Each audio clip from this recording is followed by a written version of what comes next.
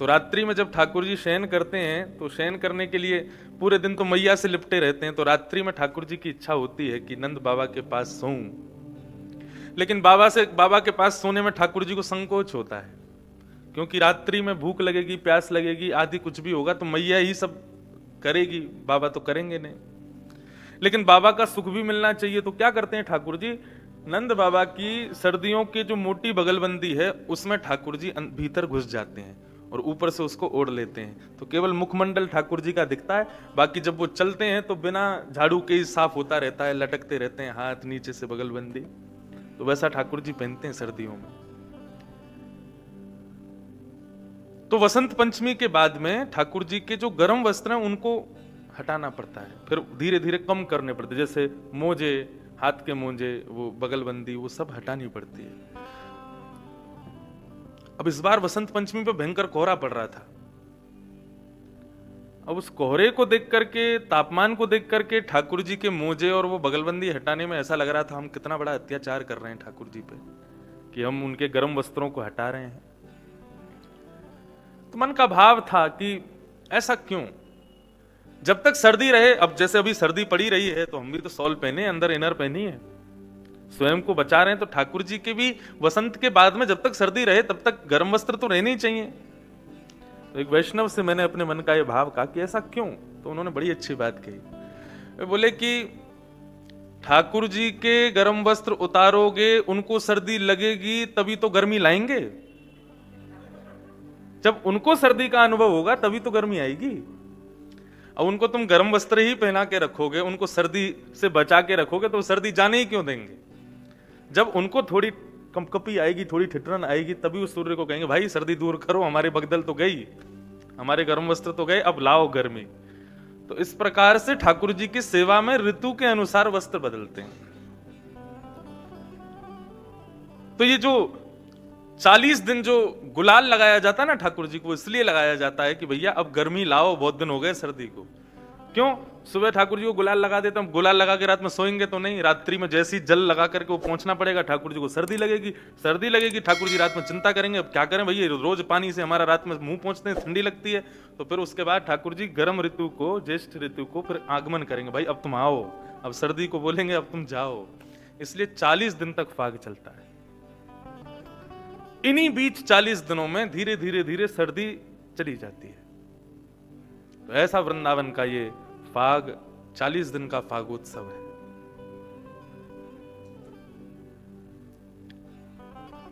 भागंते फागुन ivory, Holi खेलूंगी Shyam संग आज। ऐसा मंगल में ये फागोत्सव, ठाकुर जी के उत्सवों में सबसे प्रिय ठाकुर जी को उत्सव है ये फाग का महीना, ये होली का महीना। अनंत आनंद हमारे ब्रज के ठाकुर सब लेते हैं। कथा का क्रम बड़े प्रेम और भाव से हम लोग श्रवण कर रहे हैं। कल की कथा सुबह के सत्र में हुई थी और सुबह के सत्र में हमने कल सुना था कि श्री वेदव्यास जी ने अपनी समाधिस्थ भाषा में एक दिव्य ग्रंथ की रचना की जिसका नाम है भागवत। श्रीमद् भागवत लिखी नहीं गई है, श्रीमद् भागवत का निर्माण नहीं किया गया, श्रीमद् भागवत का चिंतन किया गया, चिंतन से प्राप्त ग्रंथ है श्रीमद् भागवत। इसलिए श्रीमद् भागवत की लेखनी, श्रीमद् भागवत के श्लोक, उनका भावार्थ सबसे अलग है, सबसे विलग है, क्योंकि समाधिस्थ भाषा है। श्री वेदव्यास जी महाराज ने भागवत की रचना की और अपने पुत्र सुकाचार्य को, सुखदेव जी को प्रदान की। सुखदेव जी ने यह भागवत की कथा परीक्षित को सुनाई। श्रोताओं ने प्रश्न किया ये परीक्षित कौन है और इन्होंने भागवत की कथा क्यों सुनी, क्या हुआ, कैसे हुआ, सब हमें बताइए। तो यहां से महाभारत के विश्राम की कथा शुरू होती है। यदा मृधे कौरव संजयानां वीरे स्वतो वीरगतिं गतेषु ब्रकोदरा वेदगदा विमर्श भृगनोरुदण्डे धृतराष्ट्रपुत्रे। तोड़ी।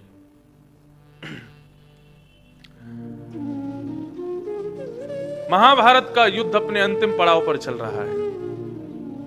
बड़े बड़े वीर वीर गति को प्राप्त हो चुके थे। केवल दो लोगों के बीच में युद्ध चल रहा था, पांडव पक्ष से भीम और कौरव पक्ष से दुर्योधन।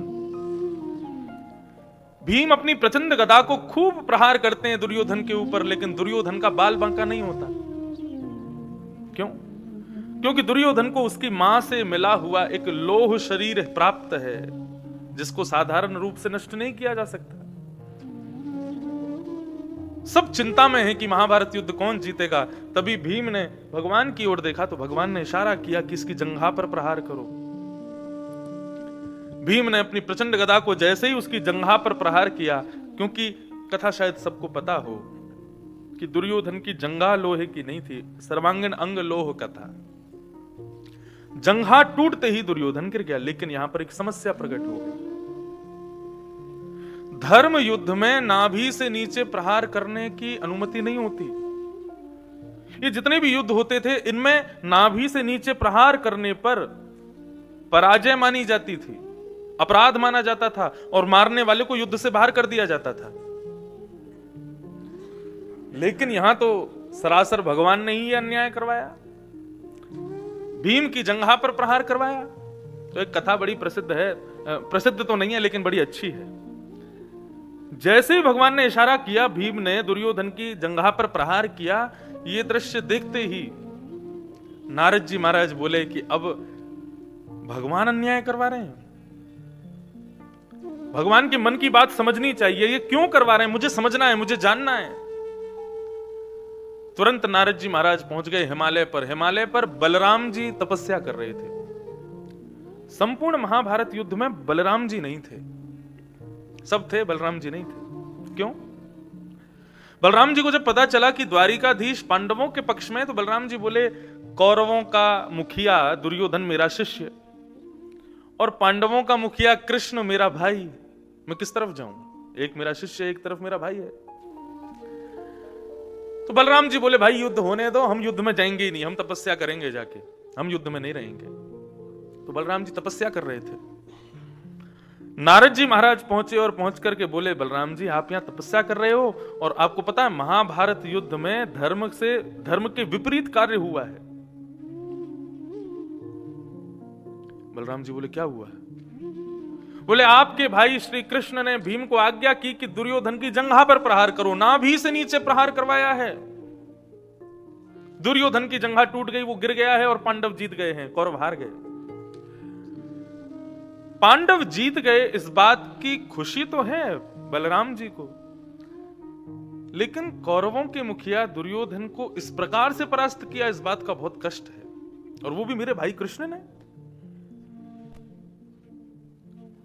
यदि अधर्म हो रहा है और आपके कानों में पता चल जाए कि कहीं अधर्म हो रहा है और आप सामर्थ्यवान होकर के भी उसको रोकोगे नहीं, तो आपको पाप लगेगा।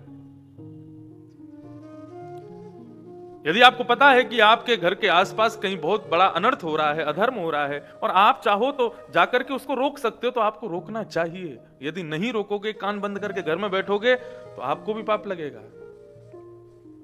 उसका पाप आपको भोगना पड़ेगा। बलराम जी बोले, मुझे पता ना चलता और मैं ना जाता तो कोई बात नहीं थी, लेकिन अब पता चल गया और अब अगर नहीं गया तो मुझे अपराध लगेगा। अपना हल मूसल उठा करके श्री बलराम जी महाराज कुरुक्षेत्र के मैदान में जा रहे हैं। पृथ्वी कंपायमान हो रही है, आकाश में बादल गरज रहे हैं। पांडव जो अपनी विजय का आनंद मना रहे थे, वे पांडव घबरा गए। बोले, कृष्ण ये क्या हो रहा है? बोले, कहीं शेषनाग को क्रोध तो नहीं आ गया? बलराम शेषनाग के अवतार हैं। तभी भगवान ने देखा कि दूर से ही नीलमणि चमक रही है, और मानो वो नीलमणि तेज रूप धारण करके कुरुक्षेत्र की मैदान की ओर आ रही है। सभी पांडव भगवान के चरणों में बैठ गए। बोले, प्रभु रक्षा करो। ये कौन है? बोले, कोई और नहीं, बलराम जी आ रहे हैं और क्रोध में भर के आ रहे हैं। अर्जुन ने कहा, प्रभु रक्षा करो। बोले, रुको मैं कुछ करता हूं। यहां से बलराम जी हल मूसल लेकर के दौड़ रहे हैं और सामने से ठाकुर जी दौड़े हैं, निहत्थे, हाथ में कोई शस्त्र नहीं है। सामने से बलराम जी आ रहे हैं, इधर से ठाकुर जी दौड़ रहे हैं, देवता सब आकाश में बैठ करके प्रार्थना कर रहे हैं, बोले अब तो नूतन प्रलय हो जाएगा, अब तो पृथ्वी नष्ट, सप्तलोक नष्ट, स्वर्ग लोक नष्ट, सब नष्ट हो जाएंगे। क्यों? नारायण और शेष के बीच में युद्ध होने वाला है। बलराम जी हल मूसल लेकर के दौड़ रहे हैं, ठाकुर जी बिना किसी शस्त्र के दौड़ रहे हैं, सब टकटकी लगा करके देख रहे हैं क्या होगा क्या होगा क्या होगा। जैसे ही दोनों एक दूसरे के समीप आए तो भगवान ने अपनी विशिष्ट बुद्धि की युक्ति का प्रयोग किया और बलराम जी के थोड़े समीप जाते ही ठाकुर जी जमीन पर दंडवत हो गए और बलराम जी को प्रणाम करने लगे। जैसे ही ठाकुर जी को जमीन पर लेटे देखा, प्रणाम करते देखा, बलराम जी का क्रोध शांत हो गया, हल मूसल दूर फेंक दिए और दौड़ करके गए और कन्हैया को उठा करके अपने हृदय से लगा लिया, अपने हृदय से लगा लिया। आकाश में खड़े देवता सब पुष्प वृष्टि करने लगे, भगवान की बुद्धि की पराकाष्ठा को प्रणाम करने लगे। बड़े को यदि क्रोध आवे तो छोटे को चाहिए कि वह उससे तर्क ना करे, क्योंकि बड़े के क्रोध में यदि तर्क करोगे तो बात बढ़ जाएगी। बड़े को यदि कभी क्रोध आवे तो छोटे को चाहिए भले ही उसकी गलती ना हो फिर भी बड़े के चरण पकड़ ले, क्योंकि बड़े जो होते हैं ना, उन बड़ों का सबसे कोमल अंग होता है उनके चरण। गुरुजनों के, माता पिताओं के और बड़े भाई बंधु आदियों के, नानी नाना बुआ आदि, ये जितने भी बड़े होते हैं ना, इनका सबसे कोमल अंग होता है उनके चरण। कभी यदि क्रोधित हो जाए तो तुरंत उनके चरणों में नतमस्तक हो जाओ। क्यों? चरणों में गिरा जब अपने बालक को देखेंगे तो उनका क्रोध शांत होगा, और जब क्रोध शांत हो जाएगा ना, तब आप अपनी बात कहोगे तो बात सारी शॉर्ट आउट हो जाएगी। लेकिन क्रोध में आप अपनी बात कहोगे तो क्रोध और बढ़ जाएगा। भगवान ने इस प्रकार बलराम जी के चरण पकड़ के पहले तो उनके क्रोध को शांत किया। जब बलराम जी ने कन्हैया को हृदय से लगाया, नेत्र खोल करके देखा तो दूर भीम दिखाई दिया। भीम को देखते ही बलराम जी का फिर क्रोध बढ़ने लगा, ठाकुर जी को दूर करके अपने हल मूसल पकड़ने लगे। तब ठाकुर जी ने हाथ पकड़ा, बोले क्या कर रहे हो आप? किसको मारने जा रहे हो? बोले कन्हैया तू पक्षधर है, मैं जानता हूं, तू अपने भक्तों का बहुत पक्ष करता है, इन पांडवों का पक्ष किया मैं मानता हूं, लेकिन ये भीम ने आज धर्म विरुद्ध कार्य किया है और धर्म विरोधी जो होगा उसको मैं जीवित नहीं छोड़ूंगा, मुझको रोको मत। भगवान बोले किस धर्म की बात कर रहे हो आप? अरे धर्म युद्ध में नाभि से नीचे प्रहार करना मना है और भीम ने दुर्योधन की जंघा पर प्रहार किया।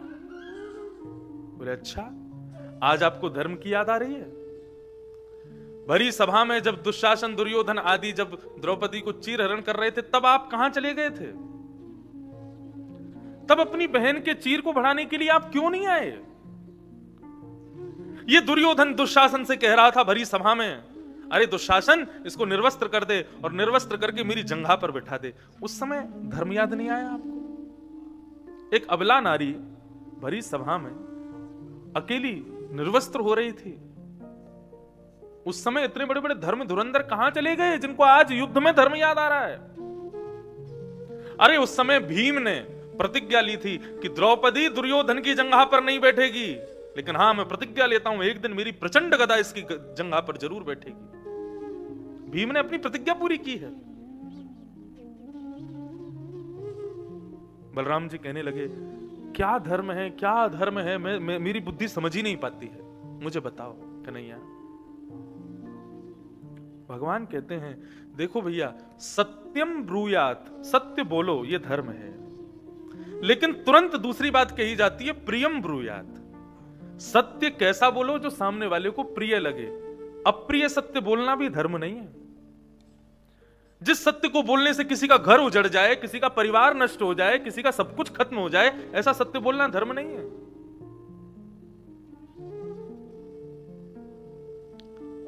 इस प्रकार भगवान कृष्ण ने बलराम जी को समझाया और कहा कि विधर्मी को मारने के लिए यदि अधर्म का सहारा लिया जाए तो विधर्मी को मारने के लिए अधर्म का सहारा लेना भी धर्म है। दुर्योधन विधर्मी है और उसको मारने के लिए यदि भीम ने अधर्म किया, नाभि से नीचे प्रहार किया, तो मेरी नजर में वह भी धर्म है, क्योंकि मरने वाला कोई धर्मावलंबी नहीं है, विधर्मी है। विधर्मी। इस प्रकार बलराम जी को समझाया। बलराम जी बात समझ गए और पांचों पांडव अपने राज्य अभिषेक के लिए तैयारियों में लग गए। रणभूमि में अचेत अवस्था में पड़ा है दुर्योधन। तभी गुरुपुत्र अश्वत्थामा आ गया और आकर के पूछने लगा, दुर्योधन तुम्हारे पास अब भी समय है, मुझे आज्ञा दो, मैं पांचों पांडवों को मार दूंगा। दुर्योधन बोला, मेरे पास और कोई चारा भी नहीं है, मार दो। अश्वत्थामा पांचों पांडवों को मारने के लिए गया, लेकिन जाको राखे साइया मार सके ना कोई, बाल ना बांका कर सके जो जगबैरी होई। ठाकुर जी जिसको एक बार पकड़ लें, ठाकुर जी जिसके ऊपर एक बार अपना वरदहस्त रख दें, या ठाकुर जी जिसके सदैव संरक्षक बनकर के रहते हो, उसको महाराज ठाकुर जी भी चाहे ना तो नहीं मार सकते। अर्धरात्रि का समय था, भगवान को पता चला अश्वत्थामा आ रहा है, सोते हुए पांडवों को मार देगा, क्योंकि अधर्म एक हो चुका है ना। अब तो सब सोचेंगे कि हम भी अधर्मी करें।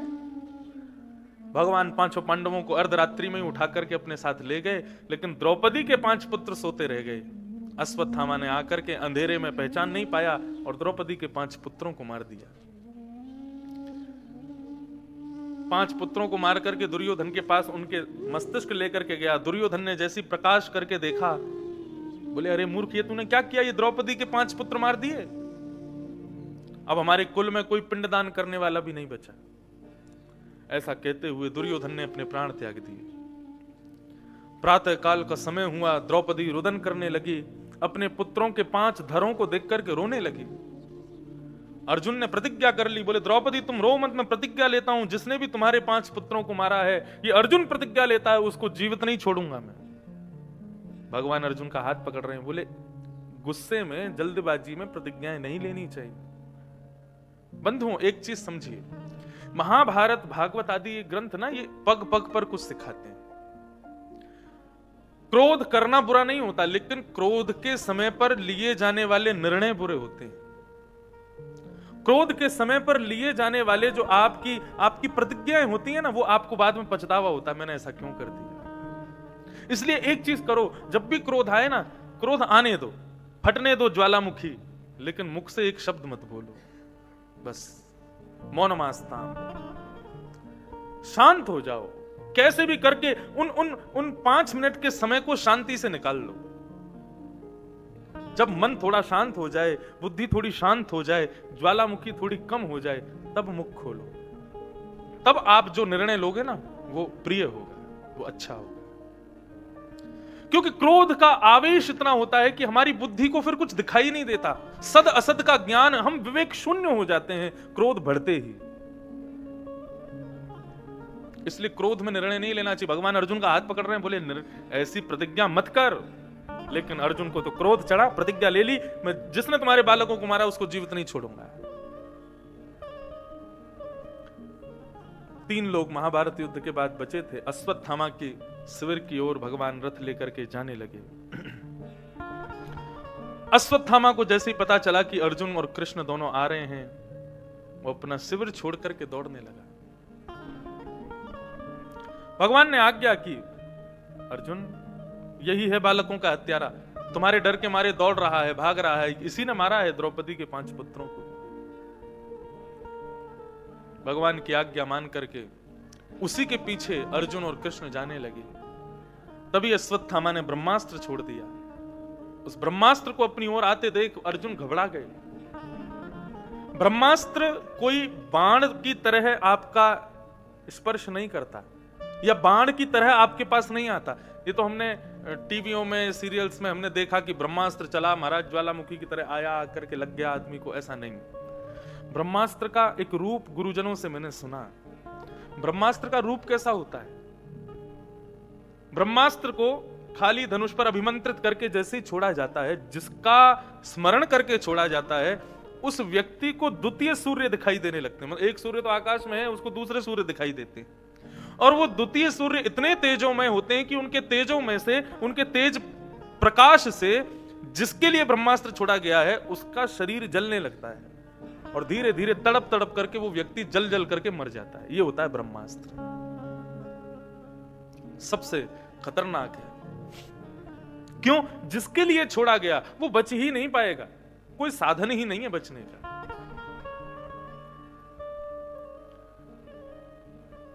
अर्जुन भगवान के चरणों में गिर गए, बोले प्रभु ये ब्रह्मास्त्र मुझे जला रहा है, आप आज्ञा कीजिए। कृष्ण कृष्ण महाबाहो भक्तानां भयंकर त्वमेको दह्यमानानां पवर्गोऽसि संस्कृते। हे कृष्ण मेरी रक्षा करो, हे महाबाहो मेरी रक्षा करो। भगवान ने कहा ब्रह्मास्त्र को नष्ट करना है तो तुम भी ब्रह्मास्त्र छोड़ो। दोनों ब्रह्मास्त्र आपस में टकरा जाएंगे, दोनों ब्रह्मास्त्र का तेज आपस में टकरा करके नष्ट हो जाएगा। अर्जुन ने भी ब्रह्मास्त्र छोड़ा, दोनों ब्रह्मास्त्र नष्ट हुए। अर्जुन दौड़ करके गए, अश्वत्थामा के केश पकड़ लिए, उसके हाथ पैरों को बांध करके अपने रथ से बांध दिया और ले आए हस्तिनापुर में। द्रौपदी को जैसे ही पता चला कि गुरुपुत्र ने मेरे पुत्रों को मारा, उसको बंदी बना करके अर्जुन लेकर के आए हैं, तो द्रौपदी ने अर्जुन को प्रणाम करते हुए निवेदन किया, हे अर्जुन,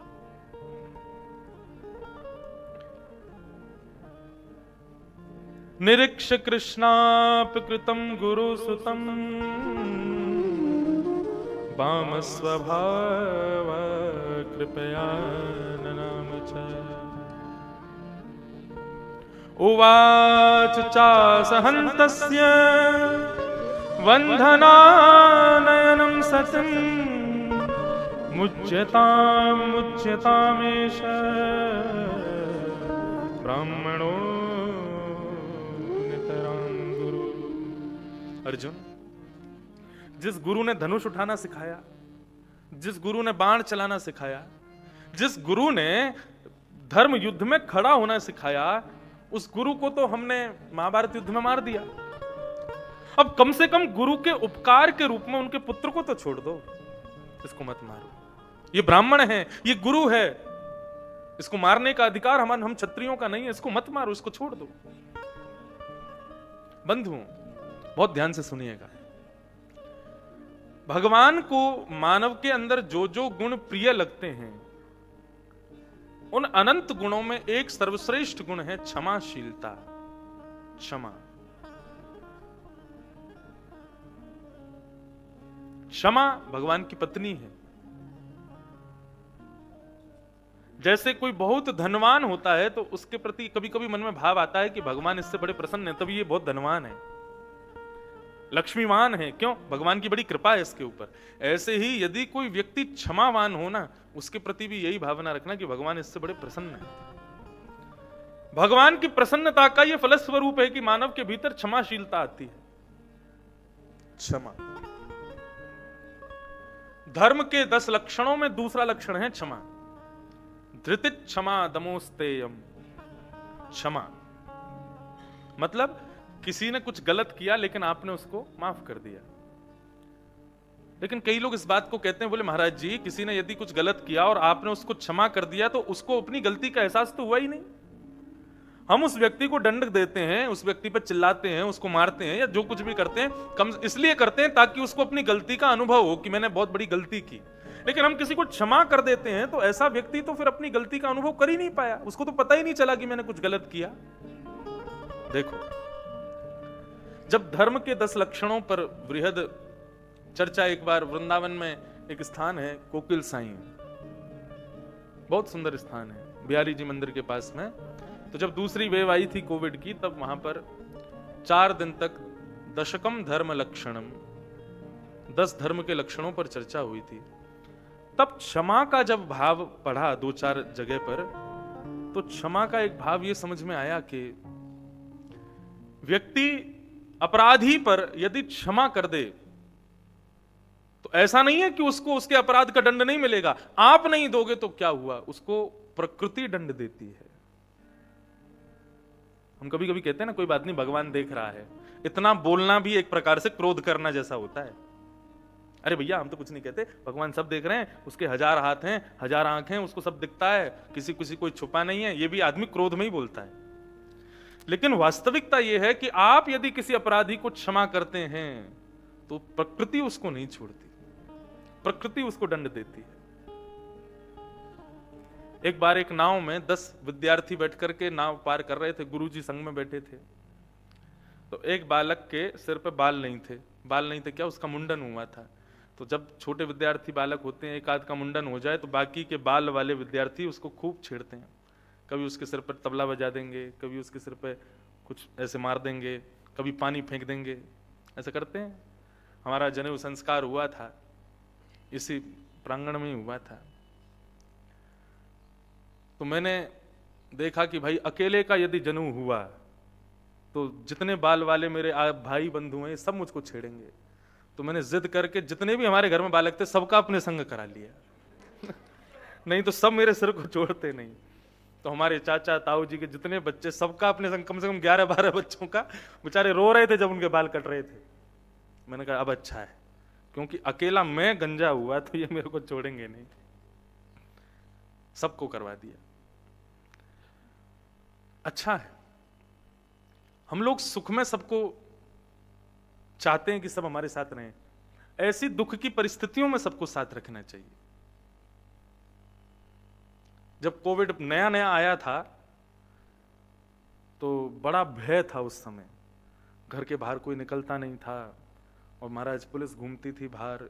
और स्टार्टिंग का जो वो 20 मार्च को जो लगा था, 20-21 को ही लगा था ना, 21-22 दिन का जो लगा था, वो तो बहुत ही ज्यादा भय जरूर था, लेकिन पता नहीं क्यों मजे बड़े आ रहे थे घर पर। तो हम लोग क्या करते थे कि हमारे घर पर ये बहुत सारे सब ब्राह्मण लोग, मैं पटना से कथा करके लौटा था और घर आके बिल्कुल क्वारंटीन हो गए थे। तो बहुत सारे ब्राह्मण भाई बंधु और ये सब घर में रह गए थे। इतने सारे बालक थे, मैंने कहा क्या करें। तो हम लोग यहाँ बाहर गैलरी में कुछ खेल करते थे, क्रिकेट खेले, कभी कुछ खेलते थे। एक दिन बैठ के सब मीटिंग कर रहे थे तो बात हुई कि भैया अगर हम में से किसी को कोविड हो गया तो उस समय क्या होता था, एम्बुलेंस आती थी महाराज, आसपास के घर के लोग घबरा जाते थे। जिस घर में कोविड पेशेंट मिलता था उसके घर पे बाहर लिख दिया जाता था, बाहर वो लगा देते थे कि अंदर कोई जावे नहीं, उस पूरे मोहल्ले को सील कर देते थे, बड़ा नाटक होता था। तो हम सब लोगों ने एक डिसीजन लिया, अगर हम में से किसी को हुआ तो हम एक दूसरे के गले मिल लेंगे।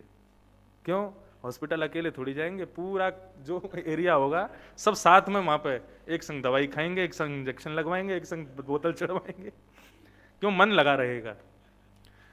तो विनोद की बात है, मैं कह रहा था कि यदि किसी व्यक्ति के अपराध को आप क्षमा करते हो तो आपने तो क्षमा कर दिया, लेकिन प्रकृति उसको छोड़ती नहीं है। और एक और बात, यदि किसी ने अपराध किया और आपने उसको दंड दिया तो प्रकृति फ्री हो जाती है, बोले अब इसने दे दिया अब मैं क्या करूं। लेकिन यदि आपने उसको छोड़ दिया तो प्रकृति नहीं छोड़ेगी। तो बालक नदी पार कर रहे थे, तो बालक वो एक बेचारा बिना बालों का बैठा, तो कोई उसको मारे, कोई तबला बजा दे, कोई पानी फेंके। तो गुरुजी बैठे बैठे देख रहे थे और गुरुजी के मन में आ रहा था ये क्रोध क्यों नहीं कर रहा है, ये गुस्सा क्यों नहीं कर रहा है, ये कुछ कह क्यों नहीं रहा है, ये उन बालकों को पकड़ क्यों नहीं रहा है, ये मुझसे शिकायत क्यों नहीं कर रहा है। शिकायत भी एक प्रकार से दंड ही है। कुछ नहीं कहा। तो जैसे ही नदी के किनारे नाव पहुंची तो जो बालक उसको छेड़ रहे थे वो सबसे आगे खड़े थे उतरने वालों में। तो जैसे ही वो उतरे, तो उतरते ही जहां उतरे दिख रहा था मिट्टी, लेकिन वो दलदल था। और वो जैसे ही कूदे तो इतने इतने दलदल में घुस गए और हाथ पांव चला, में बचाओ बचाओ बचाओ बचाओ। तब गुरुजी बचा लिया उनको, लेकिन गुरुजी समझ गए कि तुम दलदल में गिरे नहीं थे, तुमको घेरा गया। किसने घेरा? गुरुजी बोले इसने घेरा। जिसके बाल नहीं थे उसकी ओर कहा, बोले इसने घेरा। बोले गुरुजी मैंने क्या, मैंने तो कुछ किया ही नहीं। बोले तुमने किया नहीं, ये तुमको छेड़ रहे थे, तुमने इन पर क्रोध नहीं किया, इसीलिए प्रकृति ने तुम्हारा क्रोध इन पर किया। यदि किसी के अपराध को आप क्षमा करते हो तो आप अपने क्रोध को प्रकृति को दे देते हो और प्रकृति उसको छोड़ती नहीं है, फिर एक ना एक दिन उसको नष्ट करेगी। द्रौपदी ने अर्जुन के चरण पकड़ लिए, बोले मत मारिए इसको, ये ब्राह्मण है, हमारा गुरुपुत्र है। गुरु के उपकार के रूप में इसको बख्श दीजिए, इसको छोड़ दीजिए। और अर्जुन, इसको मारने से फायदा हमको क्या होगा ये बताओ? क्या मेरे 5 पुत्र जीवित हो जाएंगे? नहीं होंगे ना।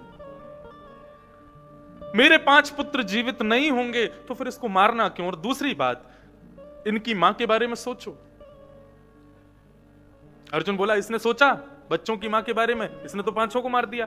बोले उसने नहीं सोचा, लेकिन जिन 5 बालकों को इसने मारा उसकी मां के 5 बालक तो चले गए, लेकिन 5 पति तो हैं। अश्वत्थामा की मां को विधवा तो पहले ही कर दिया तुम लोगों ने, अब इसको भी मार दोगे तो उसकी मां कहां जाएगी? इसको मत मारो, इसको छोड़ दो। अब द्रौपदी कह रही है कि छोड़ दो।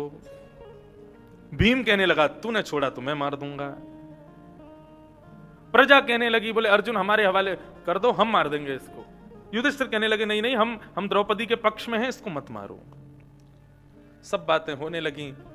अंत में भगवान के पास देखा, आलोक्य वदनम सख्य, भगवान को देखा।